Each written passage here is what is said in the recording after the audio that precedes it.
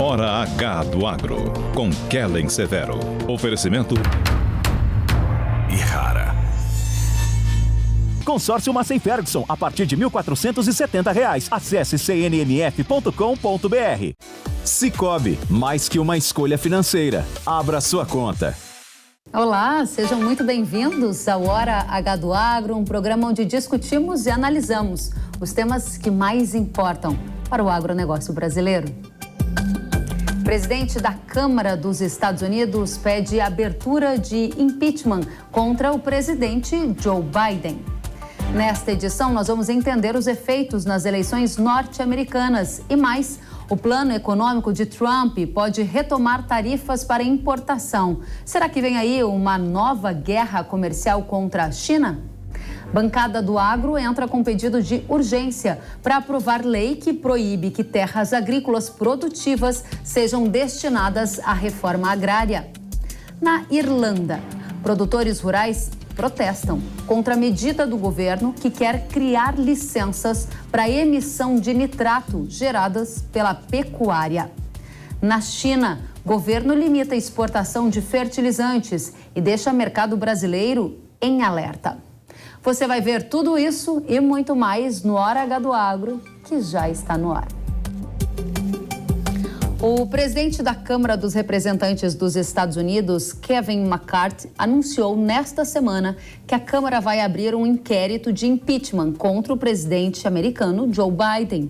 Os republicanos acusam Biden de lucrar com os empreendimentos comerciais estrangeiros de seu filho entre 2009 e 2017, quando ainda era vice-presidente da República. Em resposta, uma representante do governo disse que a abertura de inquérito é infundada e que nenhuma evidência foi produzida contra Biden. Vale lembrar que Biden já anunciou a pré-candidatura à Casa Branca em 2024. E enquanto isso, Donald Trump, que também é pré-candidato à Casa Branca em 2024, trabalha em propostas para a campanha. A Bloomberg afirmou que a agenda econômica prevê políticas comerciais como o retorno de tarifas para importação e cortes de impostos. Se um país como Índia ou Brasil tivesse tarifas mais elevadas sobre produtos americanos, Trump imporia taxa igualmente dura ao país, seguindo o princípio da reciprocidade. As medidas são princípios da doutrina comercial do primeiro mandato de Trump, definida pelo confronto com a China através de uma série de medidas retaliatórias. Para entender o cenário da política dos Estados Unidos e implicações para o Brasil, a gente vai conversar com Tiago Aragão, direto da Arco Advice, que fica em Washington. Tiago, seja muito bem-vindo ao Hora H do Agro. Olá, um prazer estar aqui novamente. Muito obrigada pela presença. E a primeira questão para você é: o pedido de impeachment de Biden gera quais efeitos no cenário das eleições de 2024? A disputa vai ser mesmo entre Biden e Trump? Olha, tudo indica que essa vai ser sim a disputa entre Biden e Trump. Esses são os candidatos que têm um maior controle em cima dos seus partidos. Existe uma pobreza de candidatos muito grande e isso é um resultado da polarização. Então, a tendência é que esses dois candidatos eles sejam novamente aqueles que vão disputar a presidência nos Estados Unidos. E a abertura do impeachment, ela obviamente é o que acaba impactando muito o processo eleitoral, porque você está criando mais uma narrativa. E a disputa eleitoral nada mais é do que uma disputa de narrativas e como que cada um coloca determinadas narrativas e determinados pontos de vista em relação ao seu concorrente.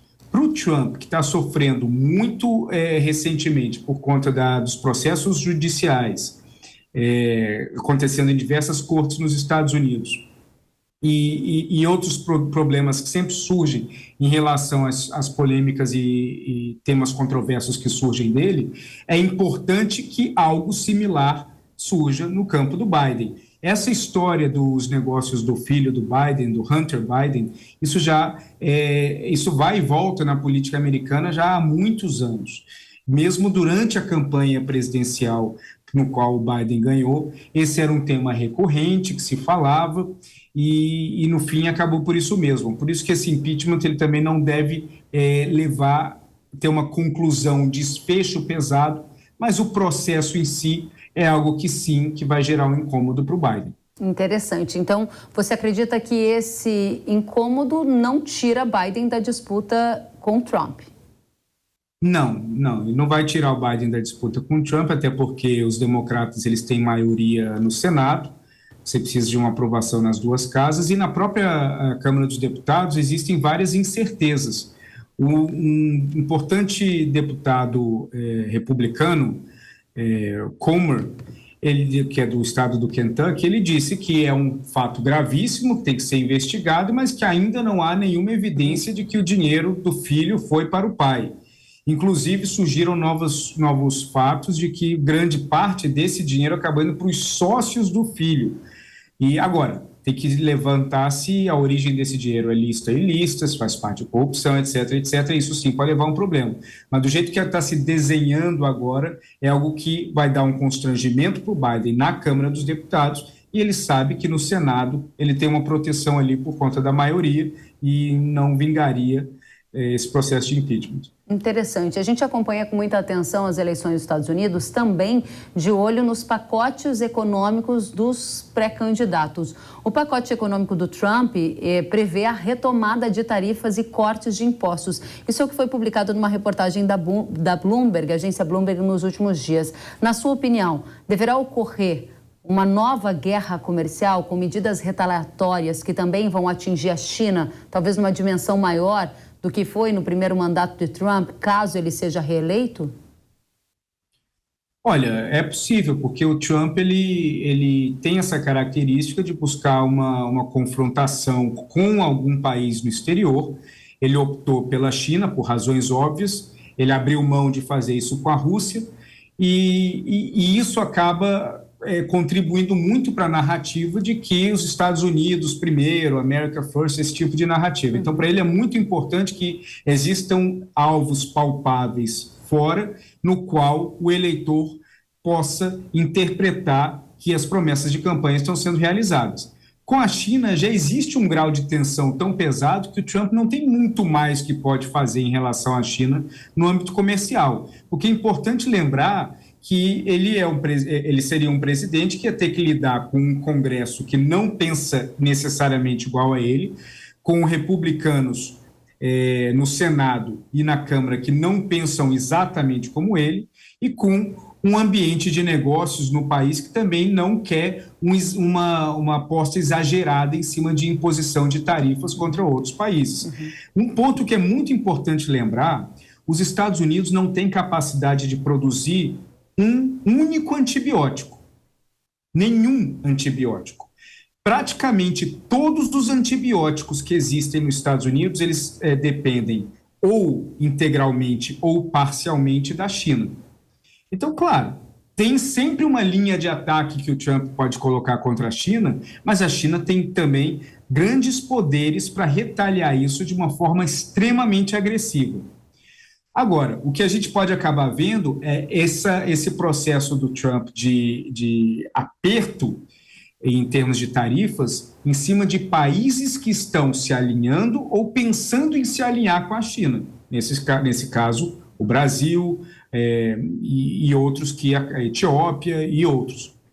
Isso sim seria problemático, porque isso viria a calhar com eleitores e produtores de alguns estados nos Estados Unidos, como Indiana, Iowa, que produzem etanol, que produzem milho e que disputam com o Brasil. Para eles, isso seria mais interessante, o aperto, usando a justificativa de aproximação com a China, para colocar tarifas em cima de da importação de determinados produtos, como uma forma de justificar essa narrativa internacional. Interessante, porque ele realmente falou sobre isso, né? De acordo com essa reportagem que nós citamos, é o princípio da reciprocidade que seria usado para impor tarifas a países que também estivessem colocando tarifas nos Estados Unidos. O que você está trazendo é um fato novo, uma aproximação dos diferentes países com, digamos, o inimigo dos Estados Unidos, a China. Pergunta: Biden também iniciaria uma nova era de guerra comercial, porque na gestão Biden foram mantidas tarifas contra a China. Isso está previsto em algum plano econômico de Biden? Alguma super tarifa, como tem sido defendida eventualmente pelo Trump?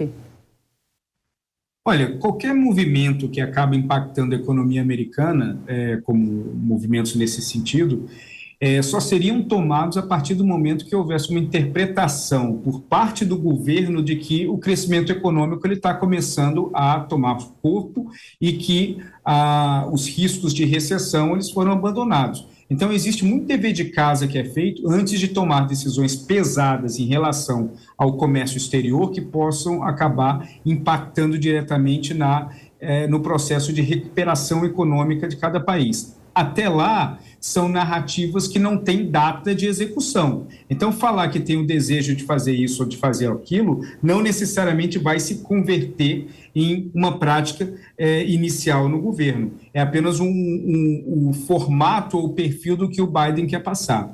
O Biden quer manter o desemprego baixo, está 3,8%, uma das últimas informações de agosto.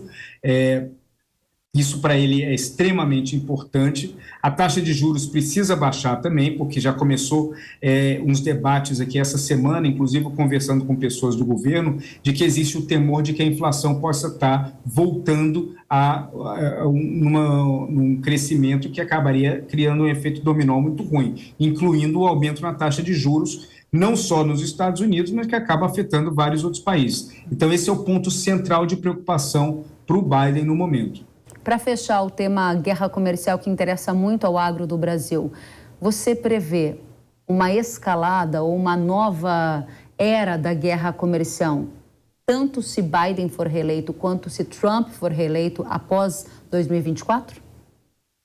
Sim, eu vejo que vai piorar as tensões entre Estados Unidos e China. Elas vão piorar não só na área comercial, mas em outras áreas também.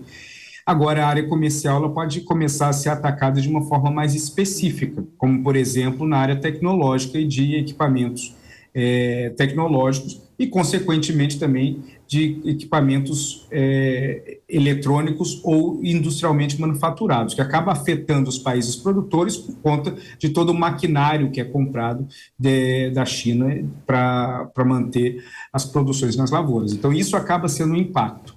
Interessante. Eu estava aqui observando a fala do Trump à Fox Business nos últimos dias e ele disse algo como: eu acho que quando as empresas chegam e despejam seus produtos nos Estados Unidos, deveriam pagar automaticamente, digamos, uma taxa de 10%. Ele chama de uma taxa universal. Esse é um cenário base que você acha que a gente deve considerar? E essa taxa seria colocada em vários produtos, ou seja, criando de fato essa guerra comercial não só com a China, mas também com outros países ao redor do mundo?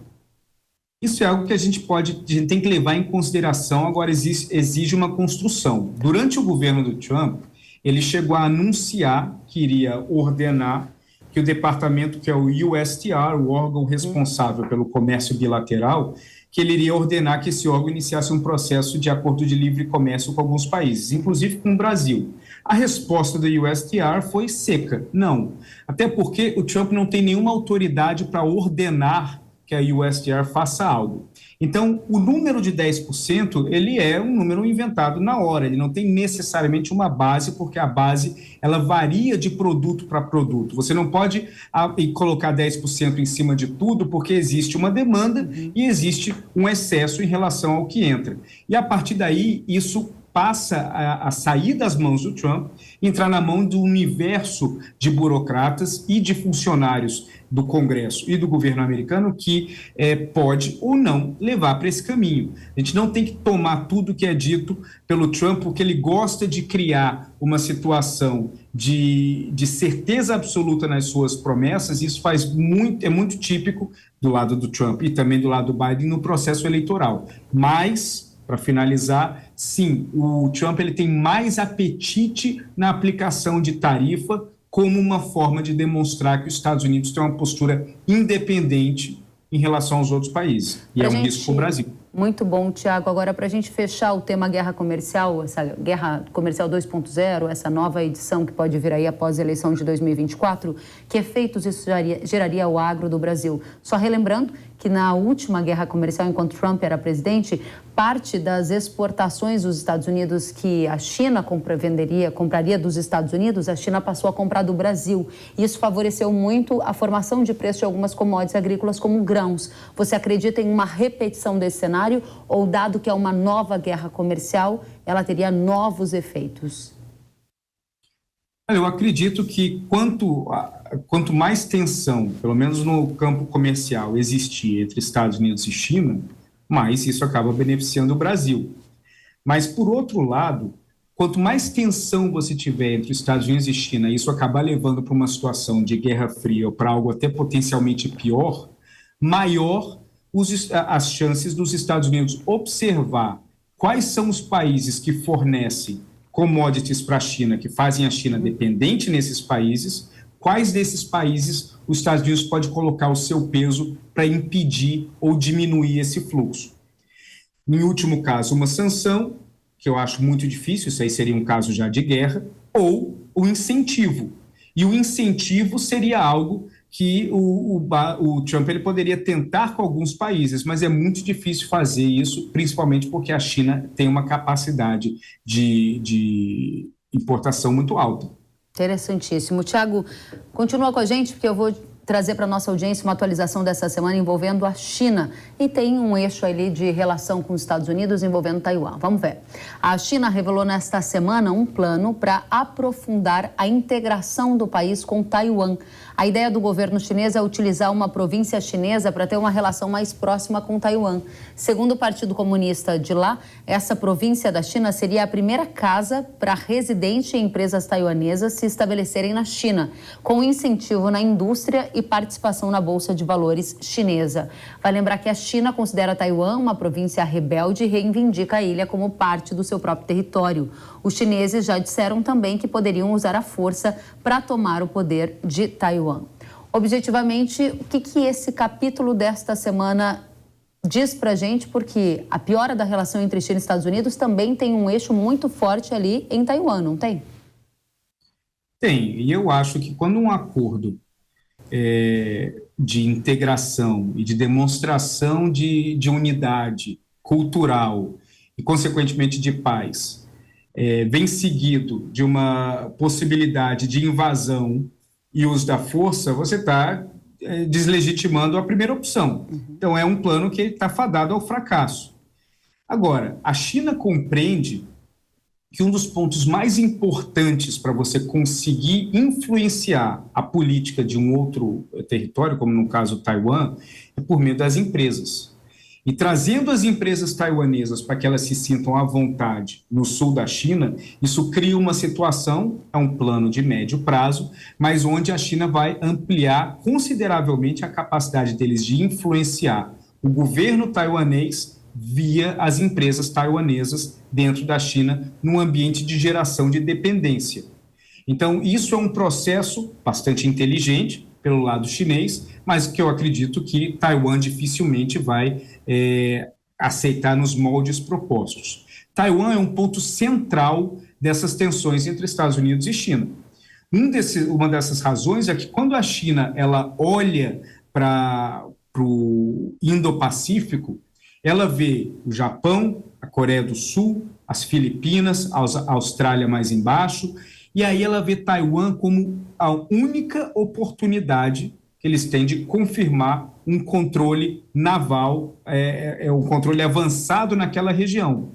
Porque, de certa forma, nos últimos 3 anos, o governo ele acabou sendo eficiente, o governo americano, em angariar o apoio das Filipinas, trazer as Filipinas para perto e fortalecer com os outros aliados. Isso isola mais a capacidade da China, fazendo com que a China seja mais dependente na busca por Taiwan. Taiwan está no centro dessas tensões e a gente está acompanhando com muita atenção cada capítulo dessa relação, porque a piora da relação entre Estados Unidos e China interessa diretamente ao agro. Agora, interessa também ao agro, Tiago, a gente entender os desdobramentos da guerra entre Rússia e Ucrânia, e nesta semana teve mais um fato que eu gostaria que você analisasse. A gente vai trazer agora para a nossa audiência o líder da Coreia do Norte, Kim Jong-un, prometeu nesta semana dar apoio incondicional ao presidente russo Vladimir Putin. Os dois representantes tiveram a primeira reunião entre eles em 4 anos. No encontro, o norte-coreano prometeu também, abre aspas, luta sagrada contra o Ocidente. Segundo alguns especialistas, a aproximação indica uma mudança importante na geopolítica do Nordeste Asiático. Tiago, a pergunta é, o que significa essa aproximação entre Putin e a Coreia do Norte, nesse momento em que a gente já tem uma guerra longa entre Rússia e Ucrânia, né? O jeito que foi interpretado por muita gente é que é a demonstração de que as coisas não estão indo bem, né? Porque quando você precisa de uma aproximação, reativar e fortalecer uma relação com a Coreia do Norte, que ela tem uma experiência ruim de ajuda, por exemplo, de exportação de munições. Todos os países que já lidaram com ela nisso tiveram problemas. Aconteceu diversas situações na África, onde alguns acordos a Coreia do Norte enviava munições que não funcionavam, deixavam as melhores nos seus estoques particulares, e quando a Rússia se vira para a Coreia do Norte para negociar uma aproximação e acima de tudo, o empréstimo, lease ou compra de armas norte-coreanas, é porque a situação está ficando ruim para a Rússia. Agora, isso acaba trazendo mais um elemento, que a partir do momento que você coloca a Coreia do Norte de aliança com a Rússia, a China acha isso muito bom, porque a China, ela historicamente, ela já utilizou a Coreia do Norte em diversas situações para atuar em relação a outro país. Então, você ter hoje a Coreia do Norte junto com a Rússia, isso alivia um pouco a pressão em cima da China por conta da parceria da China com a Rússia. E até via Coreia do Norte, a China pode dar ajudas que fogem um pouco da atenção dos olhos internacionais se fosse dado diretamente de Pequim para Moscou. Interessante. Para fechar, passar a régua, a gente começou essa conversa falando de eleição nos Estados Unidos. A eleição dos Estados Unidos está intimamente ligada a esse fator guerra entre Rússia e Ucrânia, pelo aporte, o suporte do Ocidente também à Ucrânia, e também temos essas tensões com Taiwan. Objetivamente, qual o desfecho desses dois canais, guerra entre Rússia e Ucrânia, essa tensão envolvendo Taiwan na relação entre China e Estados Unidos após a eleição de 2024? Qual é o cenário base que você tem e que mais importa para o agro do Brasil? Olha, se nós tivermos uma vitória do Biden, a situação vai ficar vai ficar parecida do jeito que está. O grande problema é, se o exército ucraniano não começar a demonstrar avanços substanciais ao longo dos próximos 6 meses, principalmente chegando numa época de eleição, vamos ter pressão de eleitores, tanto nos Estados Unidos quanto na Europa, para diminuir ou até acabar com a ajuda financeira e de armas que está sendo dada à Ucrânia. Então, a Ucrânia ela precisa mostrar resultado antes que os países pressionem a Ucrânia para negociar um acordo que não é o que o Zelensky quer.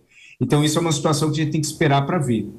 O Trump já deixou bem claro que ele não é fã da OTAN. Isso é o sonho máximo do Putin, seria uma vitória do Trump, porque se o Trump acaba enfraquecendo a OTAN, a Rússia ela vai se sentir mais à vontade para frear um pouco a situação na guerra, esperar os países ficarem exauridos de ajudar a Ucrânia e aí partir para uma contraofensiva onde a OTAN vai ter menos gás para dar apoio para a Ucrânia. Então, essa é uma possibilidade. Se o Biden ganha, fica mais equilibrado do jeito que está. Agora, se o Trump ganha a eleição e, de fato, tira um pouco o pé em relação à aliança da Europa e para de dar uma ajuda à Ucrânia, para compensar isso, ele vai colocar mais pressão em cima da China. Pode ser comercial, pode ser na área tecnológica, podem ser sanções individuais ou até movimentos militares na região.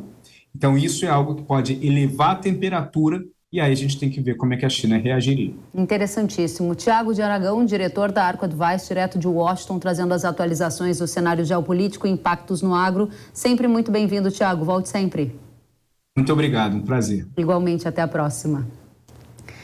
E agora a gente vai falar de fertilizantes. Uma reportagem da agência de notícias Bloomberg revelou que a China solicitou a produtores de fertilizantes do país que suspendam as exportações de ureia, que é um importante fertilizante usado na agricultura.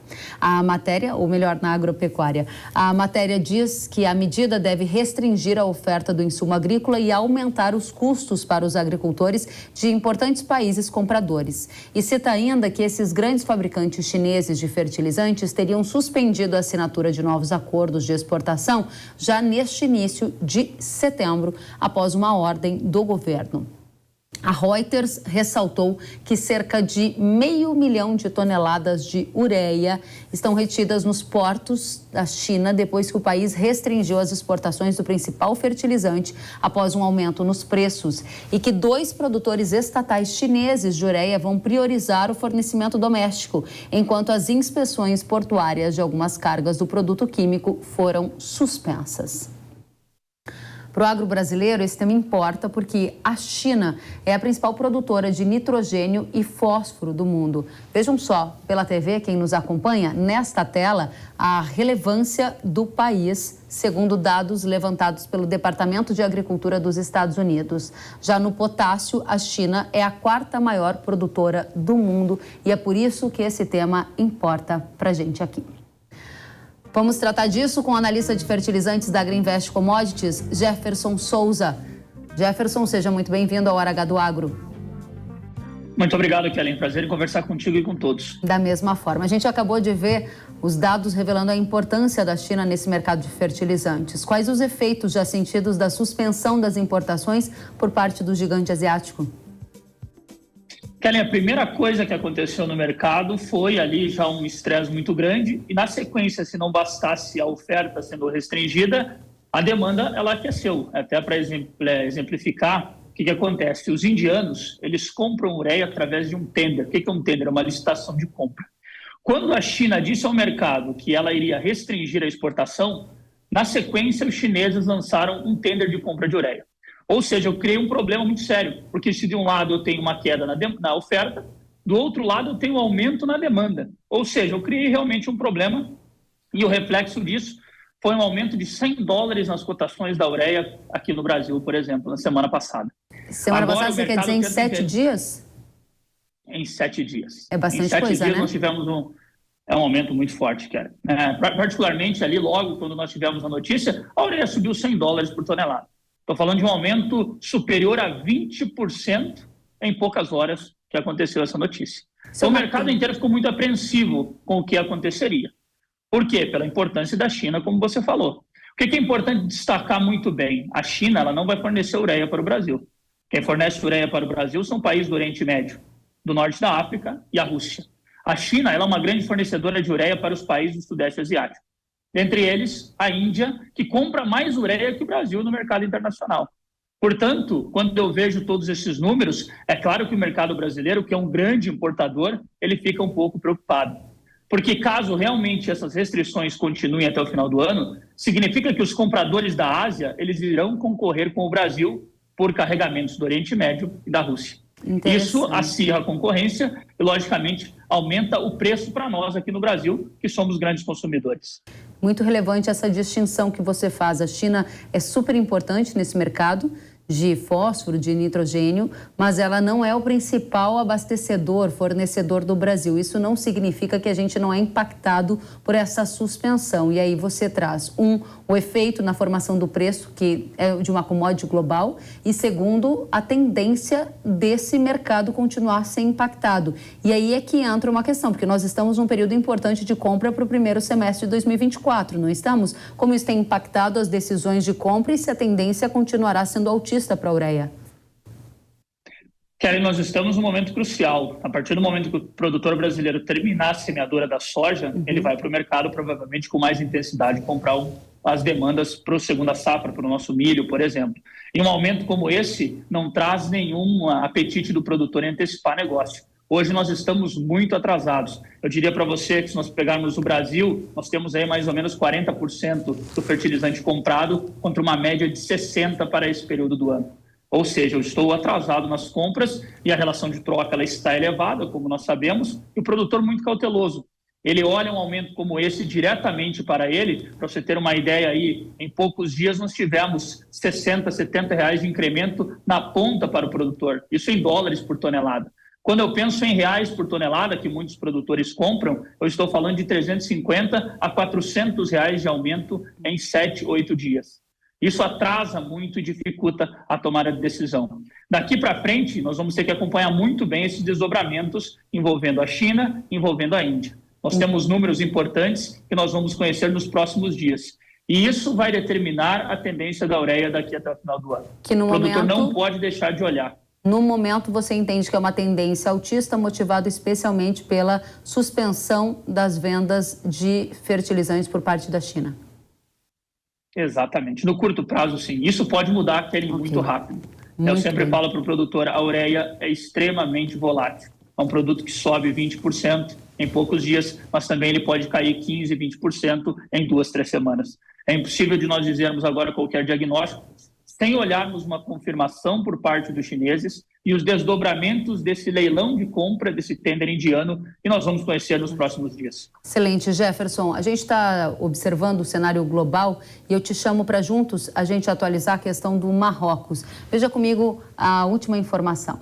Na última semana, um terremoto de altas proporções atingiu o Marrocos e deixou o mercado de fertilizantes do Brasil em alerta. Isso porque o país é fornecedor de adubos fosfatados ao Brasil. Segundo a Agrinvest Commodities, o Marrocos forneceu 26% do MAP e 30% do DAP que o Brasil comprou de janeiro a agosto deste ano. Ou seja, Jefferson, Marrocos importa. Houve algum impacto do terremoto nas minas de fertilizantes do país e que tipo de efeito isso já gerou ou pode gerar ao Brasil?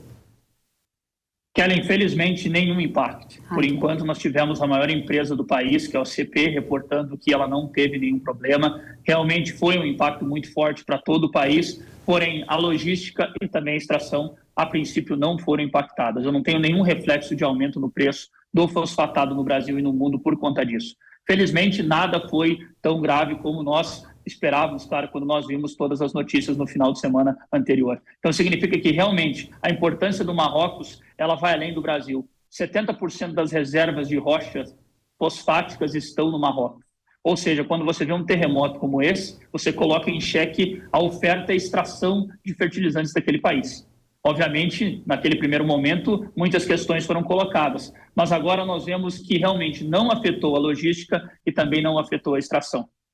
Logo depois que aconteceu o terremoto, alguns dias depois, nós já vimos carregamentos deixando os principais portos do Marrocos. Que bom, então não temos problema nem em logística nem em preço. É uma notícia muito boa. Apesar dos desafios que o país passa, essa é uma notícia boa para o mercado de fertilizantes. Para a gente passar a régua, Jefferson, a preocupação principal hoje é China. Marrocos não preocupa. Tem algo que você precise colocar para a nossa audiência ficar muito, muito, muito atenta quando a gente fala de fertilizantes nesse momento? Kelly, eu coloco um ponto importante que às vezes o produtor não olha tão de perto, mas se chama frete. Isso impacta diretamente no preço do fertilizante para ele lá na fazenda. Com o aumento no diesel, obviamente o frete retorno que nós falamos para o fertilizante foi impactado. Isso, obviamente, pode trazer desdobramentos, não sei se por agora ou mais para frente, no preço do fertilizante dentro da fazenda para o produtor. Isso é muito importante para nós pensarmos em poder de compra e tomada de decisão. O frete caro, ele diminui o preço da soja, do milho no interior e aumenta o preço do insumo. Ou seja, você perde o poder de compra.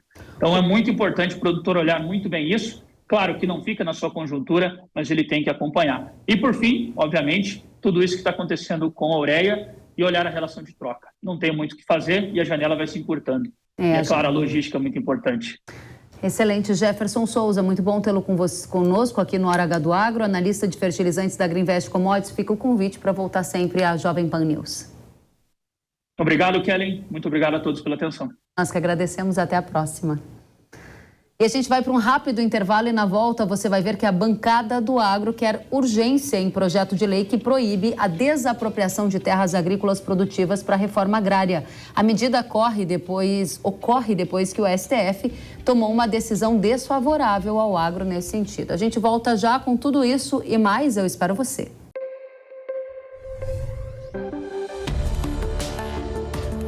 O agro, setor que movimenta a economia brasileira, gerando renda, emprego e oportunidades para toda a população. Hora H do Agro, com Kellen Severo.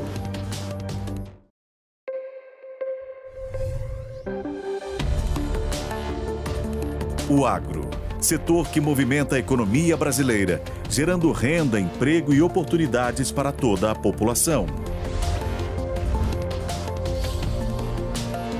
Hora H do Agro, com Kellen Severo. Estamos de volta com Hora H do Agro aqui na Jovem Pan News. O presidente da bancada do Agro no Congresso, o deputado Pedro Lupion, protocolou nesta semana um pedido de urgência de um projeto de lei que proíbe a destinação de terras agrícolas produtivas para a reforma agrária. Esse pedido de urgência acontece depois de o Supremo Tribunal Federal ter decidido na semana passada que áreas produtivas, mas que não cumprem a função social, podem ser destinadas à reforma agrária. O julgamento do tema aconteceu no plenário virtual da Corte na última semana e deixou os agricultores bastante preocupados. O presidente da Frente Parlamentar da Agropecuária, o deputado Lupion, conversou com a Jovem Pan News Paraná sobre o tema. Ele afirmou que a decisão do STF traz um sério risco à segurança jurídica. Vamos conferir. Nós fomos instados a legislar novamente sobre reforma agrária e direito de propriedade, dado o julgamento do Supremo Tribunal Federal na semana passada, em que eles relativizaram a propriedade produtiva e o uso social da terra. Os ministros entenderam que não basta a propriedade ser produtiva, ela precisa provar o uso social. Entendimento que sempre foi muito claro, tanto na Constituição quanto na Lei de Reforma Agrária, em 1993, que a propriedade por si só, sendo produtiva, ela já cumpre a sua função social. Relativizar esse conceito é fazer com que todos os produtores rurais, sendo produtores de fato, tendo áreas produtivas com altos índices de produtividade, estejam passíveis de desapropriação a bel prazer do governo que estiver no poder. É um risco gravíssimo à segurança jurídica dos nossos produtores e, infelizmente, é o modus operandi do Supremo Tribunal Federal nos últimos tempos, com mais de 3 ou 4 julgamentos contrários aos produtores rurais do Brasil, pensando justamente em relativizar o direito de propriedade. É um assinte, é algo absurdamente grave e que, através desse projeto do deputado Rodolfo Nogueira, a gente teria condições de legislar mais uma vez, deixando muito claro o conceito de propriedade produtiva, o conceito de uso social, fazendo com que a gente dê segurança aos nossos produtores. A partir do momento que a gente tenha os apoiamentos e as assinaturas necessárias para aquele tramite, aí cabe ao presidente da Câmara tomar essa decisão. O presidente Arthur Lira tem sido um bom aliado dos produtores rurais do Brasil, tem auxiliado bastante nas pautas do nosso setor aqui na Câmara dos Deputados, e eu acho que a gente pode sim conseguir avançar com esse requerimento de urgência para votar o projeto. Muito bem, obrigada, deputado Lupion, pelos esclarecimentos. A gente vai aprofundar o debate com o advogado especializado em agronegócio, Albenir Cherubini. Obrigada pela sua presença. O que mudou na prática com essa decisão do STF? Kellen, na verdade, essa previsão aí do que fez o Supremo foi interpretar o artigo 185 da Constituição, que traz uma salvaguarda dizendo que não são insuscetíveis de desapropriação para fins de reforma agrária a grande propriedade produtiva e a pequena e média propriedade, desde que o proprietário não tenha outro. Então, a decisão que diz que a produtividade deve ser compatibilizada com o cumprimento da função social da propriedade, algo que está previsto no artigo seguinte, que é o 186 da Constituição, mas não é uma matéria nova, digo aqui para os ouvintes, pois isso remonta desde 64, com o Estatuto da Terra, né? E esse dispositivo 185 eu tenho como um dos mais importantes que nós tivemos aí no agro brasileiro, porque ele promoveu um verdadeiro pacto pela produção, né? Graças a ele, a gente passa do primeiro ciclo do agrarismo para o segundo, que é quando a gente tem toda essa pujança do agronegócio brasileiro. Agora, quais são os critérios que vão ser usados para determinar se uma área tem ou não função social? Quem é que vai decidir isso, Albenir?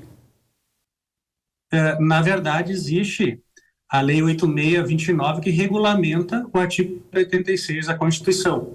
E dentro dos pressupostos que constam lá na Constituição, né, uma área para ser considerada cumpridora da função social, ela tem que simultaneamente atender a questões de produtividade, de preservação do meio ambiente agrário e também aquelas questões sociotrabalhistas, né? E aí o que impacta essa decisão do Supremo é justamente que hoje a gente não tem uma regulamentação melhor dessa situação e dá margens aí para eventual ativismo judicial e até mesmo abusos por parte do poder público, né? Especialmente do executivo. Aí abre uma questão de maior preocupação pelo seguinte, né?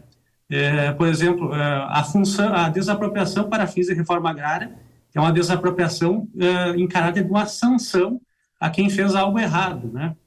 Então, digamos que você tem uma violação das normas do meio ambiente agrário.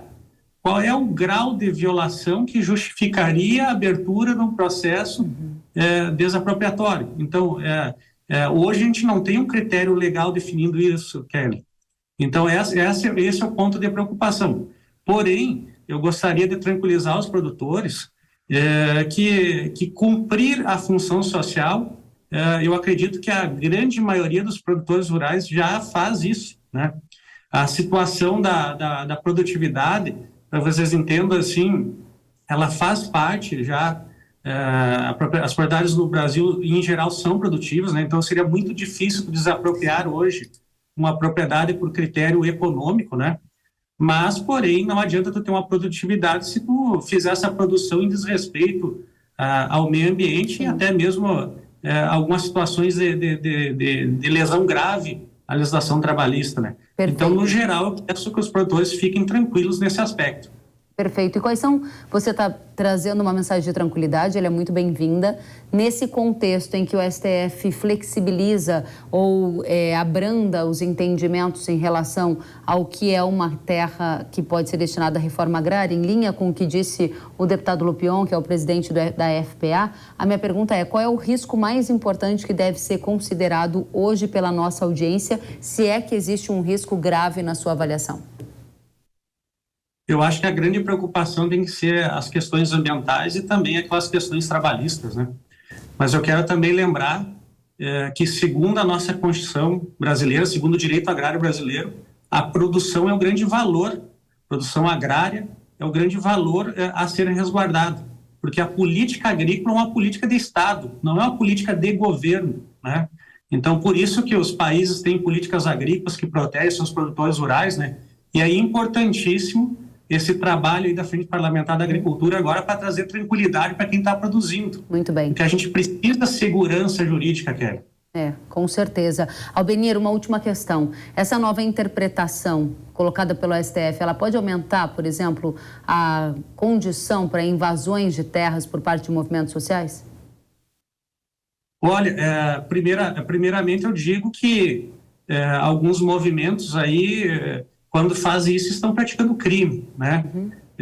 Então, já seria uma desculpa para cometer crimes, o que é inaceitável no Estado Democrático de Direito, porque ninguém está autorizado a fazer invasão de terra, até porque se tiver hipótese de desapropriação para fins de reforma agrária, existe o procedimento legislativo para isso, né? Tem que ter um processo com todo o direito à defesa, a recursos e tudo mais, e não pode pessoas alheias ao arrepio da legislação querer fazer isso, né?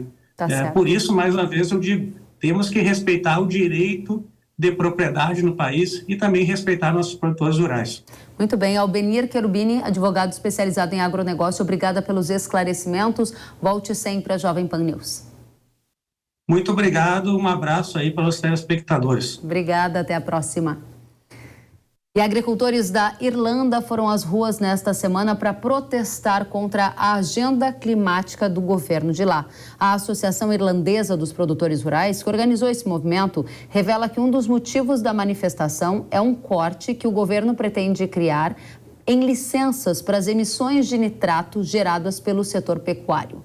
A imprensa do país revela que essa medida de controle do governo irlandês faz parte de um plano da União Europeia para reduzir a poluição por nitratos devido a um suposto risco para a qualidade da água de lá.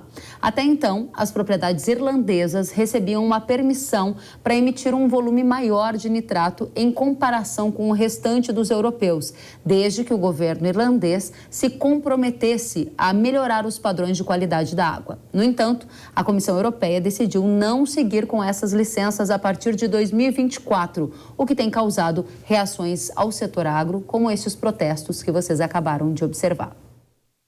No site, a Associação dos Produtores Rurais da Irlanda disse que famílias de produtores de leite do país estão se sentindo traídas pelo ministro da Agricultura e pelo governo. Segundo eles, nos últimos 10 anos, os produtores de leite seguiram a política do governo e agora uma mudança nesta política vai deixar uma geração de agricultores familiares enfrentando uma séria ameaça à viabilidade. A associação diz ainda que, em vez de trabalhar com os agricultores na jornada para melhorar a qualidade da água, as regras estão sendo impostas.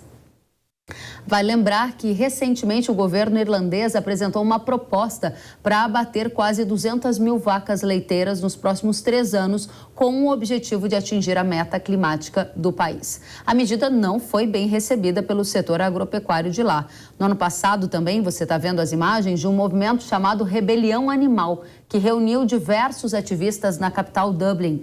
Diversas pessoas carregavam faixas que diziam, abre aspas, produção de carne mais laticínios é igual à crise climática.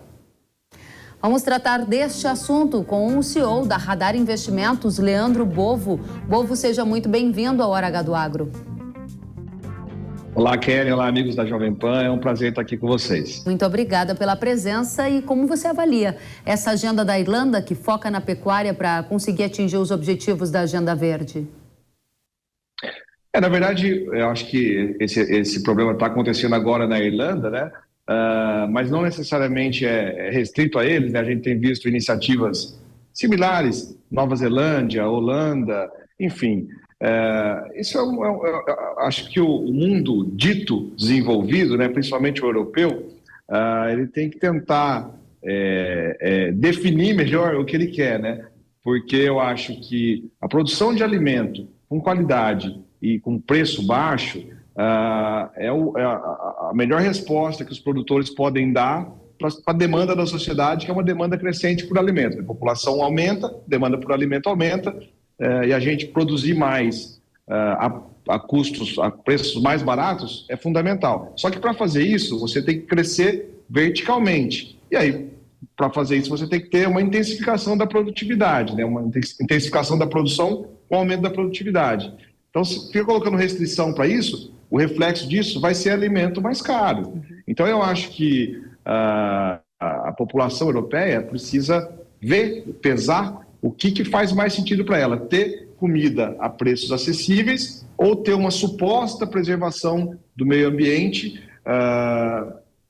num país, né, numa área que já está bastante devastada, vamos dizer assim, né? As florestas naturais da Europa são quase inexistentes, né?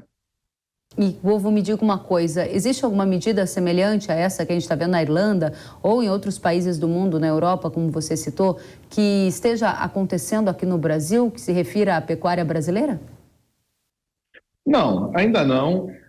Eu acho que o Brasil tem características muito diferentes da Europa em geral e da Irlanda em particular, né? A começar que aqui a gente tem muito mais espaço para crescer, então a nossa produção pecuária, seja ela de leite ou seja ela de corte, ela não é tão concentrada, né? Então a gente não tem esse problema de concentração de nitrato, nitrito na terra a ponto de contaminar o lençol freático. Pelo contrário, a gente aduba a terra com nitrogênio, né, nas pastagens, justamente com vistas a aumentar a produção, né? E o adubo o nitrogenado, seja ele do esterco dos animais de leite ou dos animais de corte, é usado amplamente para adubar a terra e melhorar a produtividade, né? Então, aqui no nosso caso, a gente ainda não tem problemas graves nesse sentido, porém, sempre existe uma ou outra iniciativa, não especificamente com relação ao nitrogênio, mas, por exemplo, com relação a metano, né? Que é muito falado mundialmente, e no Brasil também, com relação à eructação do bovino, né? Que isso pode contribuir para o efeito estufa, porque emite metano, e o metano é um gás mais poluente com relação ao efeito estufa do que, por exemplo, o CO2, né? Então, existem essas conversas, existem esse barulho, esse ruído, vamos dizer, mas ainda com nenhuma iniciativa concreta a esse respeito. Bacana. Bolfo, fica aqui com a gente que nós vamos agora trocar de assunto, mas ainda seguimos na pecuária e eu volto com você já já. A gente vai tratar agora de mercado da pecuária. Os preços do boi gordo voltaram a atingir o patamar de R$ 200 nesta semana. De acordo com o CPEA, a cotação da arroba está em torno de 204.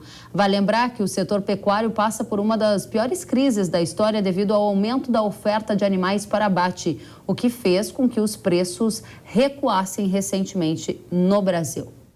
Bolfo, a pergunta para você é: essa leve recuperação da arroba indica uma mudança na tendência de preços? O que a gente pode esperar a partir de agora?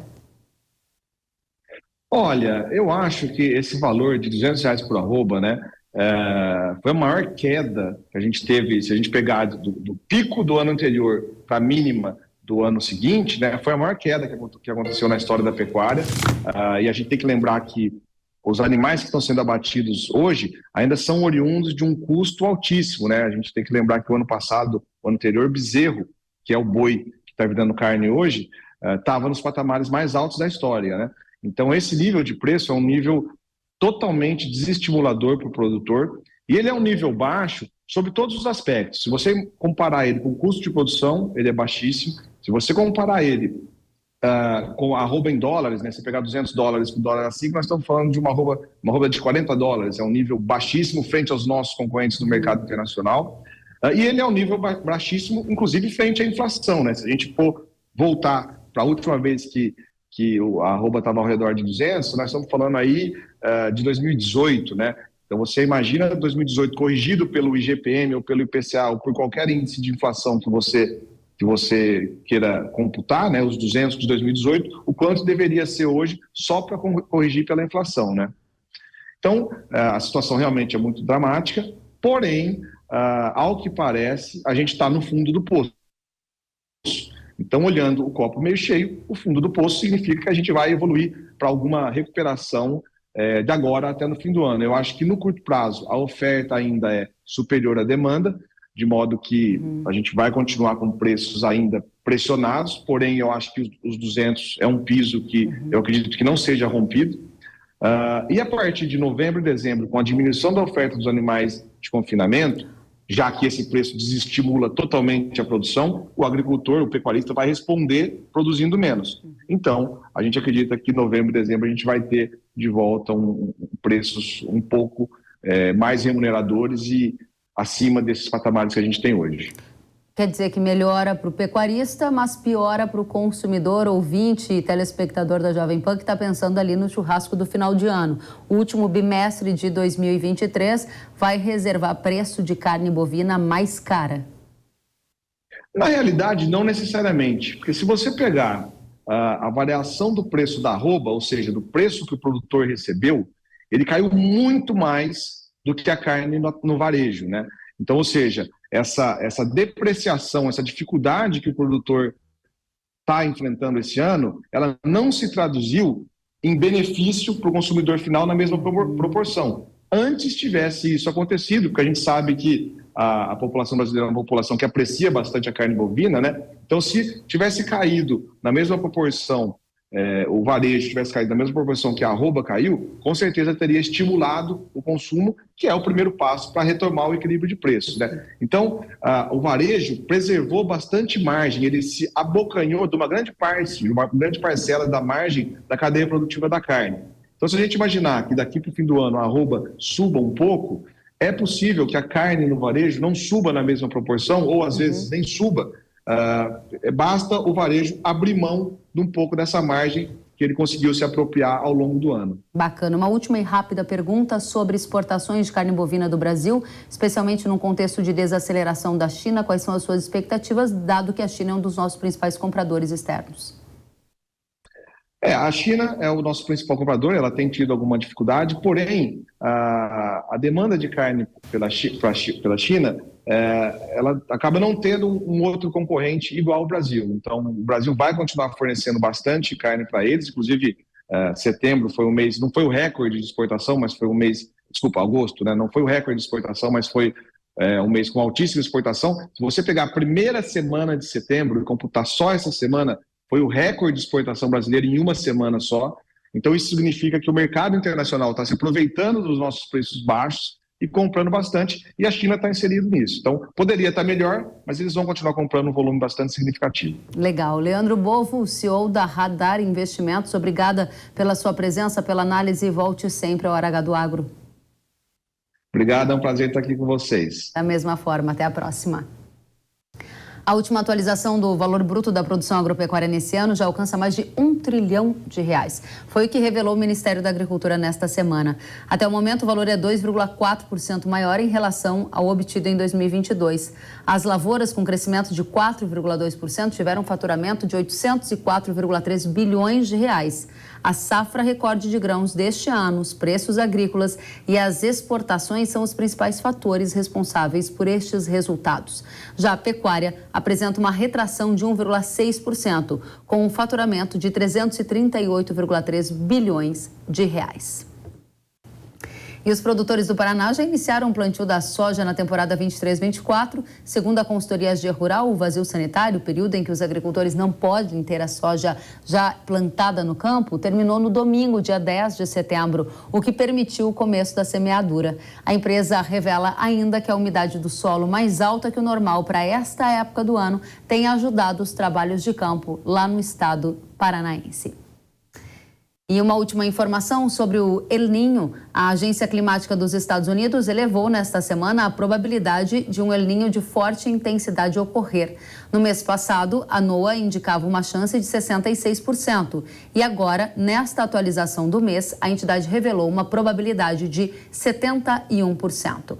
A agência indica ainda que o fenômeno já está em curso e deve continuar assim. Ao longo dos próximos meses, você vê na indicação em barras em vermelho a ocorrência do El Niño já ocorrendo neste trimestre. A partir de 2024, a gente ainda vê a continuidade desse fenômeno nos primeiros meses do ano, indicado também nas barras em vermelho. E agora eu tenho um recado para você.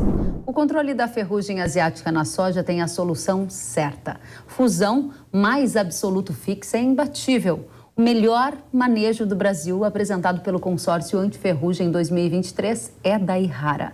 Fusão mais Absoluto Fix demonstrou um desempenho excepcional, superando todos os concorrentes e alcançando o mais alto percentual de controle da doença. Quer tornar a sua lavoura líder em produtividade também? Acesse ihara.com.br ou o QR Code na sua tela e saiba mais sobre Fusão. O Hora H do Agro de hoje fica por aqui. Muito obrigada pela companhia. Até a próxima. Tchau.